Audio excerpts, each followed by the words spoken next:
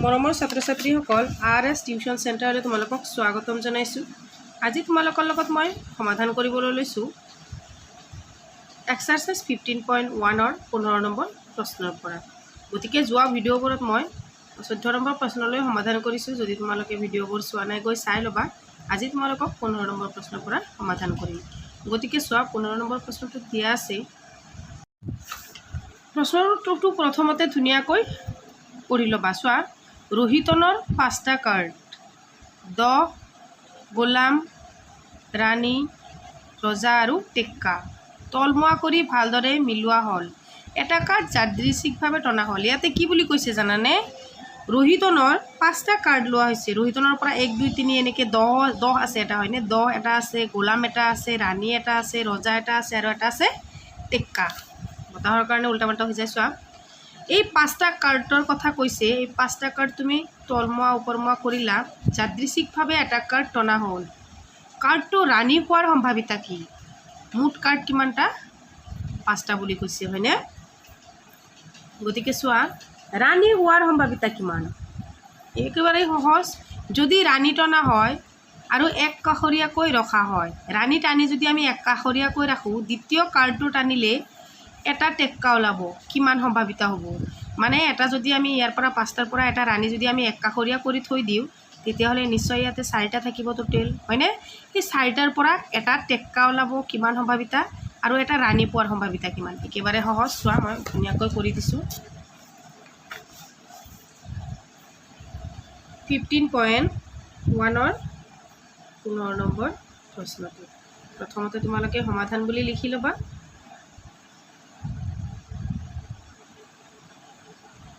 সমাধান। মুঠ কাৰ্ড কিমান বুলি কৈছে? মুঠ কাৰ্ড ইয়াতে লিখি ল'বা, দিয়া আছে।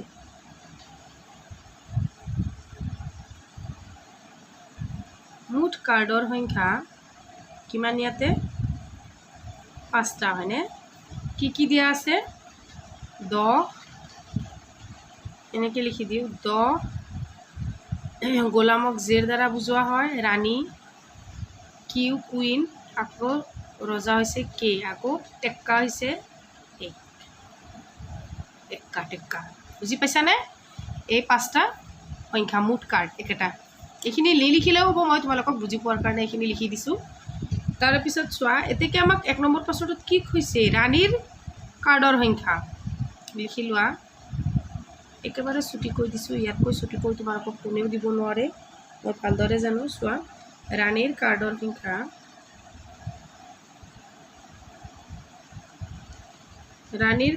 সংখ্যা 1, হয়নে? এতেকে পি ৰাণী পোৱাৰ সম্ভাৱিতা, পি ৰাণী ইজিকুৱেল টু কিমান হ'ব? টোটেল কিমান আছিল? টোটেলটো আমি তলত বহাব লাগিব। আৰু ৰাণী পোৱাৰ সম্ভাৱিতা কিমান?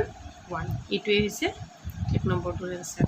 আকৌ 2 নম্বৰটোত কৈছে ৰাণীটো এক কাষৰীয়াকৈ যদি, চোৱা লিখি লোৱা, যদি ৰাণী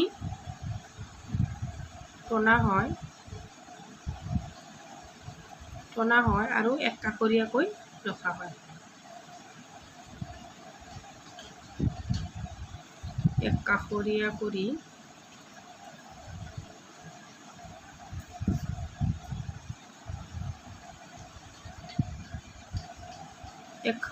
কৰি ৰখা হয়, তেন্তে মুঠ কাৰ্ড থাকিব,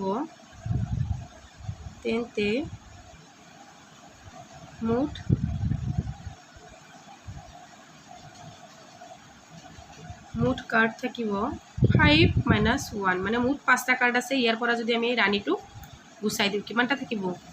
ইয়াতে মুঠ কাৰ্ড আছিলে 5টা, ইয়াৰ পৰা ৰাণীটো যদি আমি গুচাই দিওঁ, কিমান থাকিব? 4টা কাৰ্ড থাকিব, হয়নে? গতিকে 5 - 1 ইজিকুৱেল টু 4, হয়নে? তাৰপিছত চোৱা, 2ৰ ক নম্বৰটোত কি প্ৰশ্ন দিছে যে টেক্কা কাৰ্ডৰ সংখ্যা কিমান, মানে সম্ভাৱিতা কিমান? টেক্কা কাৰ্ডৰ সংখ্যা কিমান আছিলে? টেক্কা কাৰ্ডৰ সংখ্যা এটা আছিলে, হয়নে? 4টাৰ ভিতৰত এতেকে টেক্কা পোৱাৰ সম্ভাৱিতা ইজিকুৱেল টু 1 বাই টোটেল আছিলে 4। এইটোৱে এনচাৰ। তাৰে পিছৰটোত কৈছে, খ নম্বৰটোত কৈছে, 2ৰ খ নম্বৰটোত কৈছে ৰাণী পোৱাৰ সম্ভাৱিতা। আকৌ চোৱা, চাৰিটা যে আমি কাৰ্ডৰ পৰা যে 5টা কাৰ্ডৰ পৰা যে এটা ৰাণী আমি গুচাই দিলোঁ আকৌ ৰাণী পোৱাৰ সম্ভাৱিতা উঠিছে চোৱা ৰাণীৰ কাৰ্ডৰ সংখ্যা তাত আছেনে ৰাণী কাৰ্ডৰ সংখ্যা আছেনে তাত যেহেতু একবাৰ কোৱাই হৈছে যে ৰাণীৰ কাৰ্ডটো গুচাই দিয়া হ'ল গতিকে কাৰ্ডটো নাই গতিকে 0 গতিকে যেহেতু আমাক সম্ভাৱিতা উলিয়াব দিছে P Rani is equal to 0 / total 4 এইটো এনচাৰ ইজ ইকুৱেল টু 0 হয়নে এইটোৱে হ'ব 15 নম্বৰ কুৱেশ্যনটোৰ এনচাৰ 16 নম্বৰ প্ৰশ্নটোত কি দিয়া আছে চোৱা ইয়াতে দিয়া আছে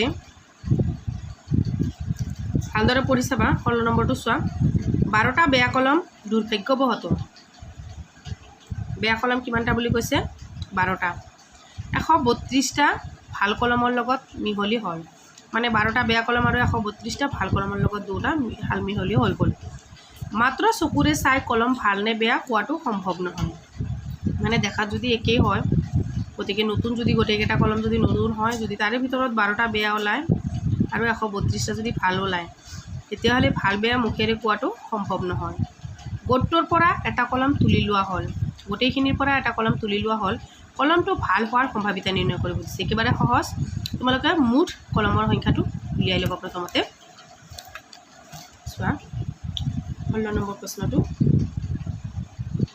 সমাধান বুলি লিখিবা প্ৰথমতে লিখিবা ভাল কলমৰ সংখ্যা কিমান দিয়া আছে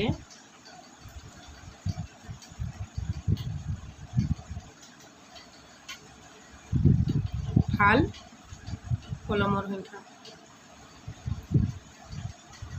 ভাল কলমৰ সংখ্যা 132টা বেয়া কলমৰ সংখ্যা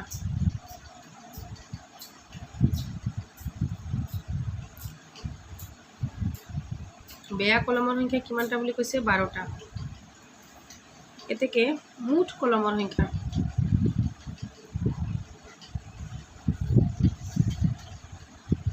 মুঠ কলমৰ সংখ্যা এই দুটা যোগ কৰিব লাগিব 132 প্লাছ 12 ইকুৱেল টু কিমান হ'ব 144 হয়নে এতিয়া আমাক কি বুলি কৈছে যে ভাল কলম হোৱাৰ সম্ভাৱিতা কিমান সুধিছে এতেকে চোৱা আমি কি লিখিব লাগিব এতেকে পি কলমটো ভাল হোৱাৰ সম্ভাৱিতা কলমটো ভাল হোৱাৰ